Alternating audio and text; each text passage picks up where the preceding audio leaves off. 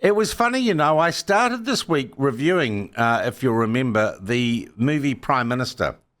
And I noted that when I was at the movie theatre, I saw an ad, and because I watch very little terrestrial television these days, I hadn't seen the ad for a while, but I commented, didn't I, on Monday, how crappy I thought the One New Zealand ad about the adopted guy was, how it looked like it had been made by AIDEI. It didn't say anything about brand, and it was just basically embarrassing. Well, what a prescient thing that was to talk about on Monday, because that ad in the last 24, 48 hours very much back in the news as Acacia O'Connor, activist actress, who was in that ad, sitting in a hot tub for some God-known reason. She's been pulled from the ad. I haven't seen it again. I don't know if she's been edited out. I'd actually say to One New Zealand, formerly Vodafone, you should just pull the entire ad campaign. It is embarrassing. Absolutely embarrassing. But she has been pulled from that ad because she doxed, or she published the address of Winston Peters, his residential address, and was involved in protesting outside. That developed somewhat, though she cannot be held responsible for it, and someone smashed Winston Peters' home's window with a crowbar. One New Zealand was called, yesterday Nicola Willis called on One New Zealand to pull her from the ad. She's now saying they made their own choice, but their chief executive, Jason Paris, I've never seen Jason Paris and Chris Luxon in the same room. They appear to me to be cut from the same cloth. They are automaton chief executives who are all about wokeness.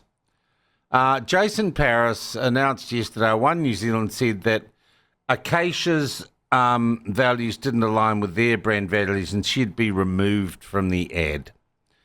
So a complete and utter corporate virtue signal, and they had people saying they were going to boycott them, etc., or change phone providers. So they very publicly take her out.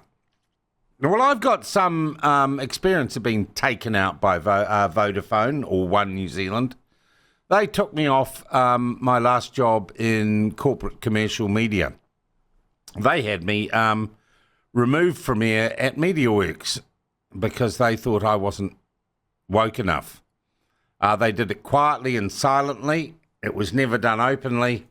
I was just taken off air one day, and I learnt later from the highest levels that it was at least largely due to the representations of One New Zealand, then Vodafone. And so I am somewhat, I've got a kind of personal interest in this sort of stuff, and here's where I've landed, and I've struggled with it a bit. I think Acacia O'Connor, who I hope to have on the program once the dust settled a little bit, tomorrow or Friday, I think Acacia O'Connor has a right to have her dumb, misinformed views. I think she can go around lying and calling what's happening in Gaza a genocide, and she can suggest that those stupid TikTokers who went on the boats have been abducted and kidnapped. She's allowed to be an idiot in her private life. And to be honest, I don't think that should necessarily affect what she does as an actress, because you know what actors are doing? They're acting. It's not real. They don't actually represent the brands and values of One New Zealand. And I don't like cancel culture. I don't like people's livelihood and lives being destroyed because a corporate or the man disagrees with them. Yes, there have to be consequences, and there are criminal consequences when we break the law and we say and do things that damage others or have the potential to damage others. I'm not sure in this instance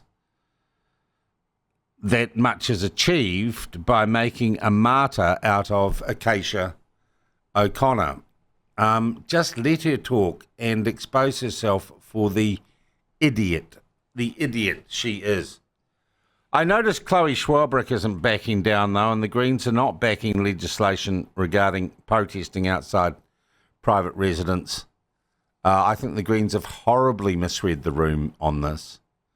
Chloe Schwarbach also saying she didn't know when Acacia O'Connor appeared with her at a press conference the other day who she was or why she was there. That seems unlikely, Chloe. Very, very highly unlikely.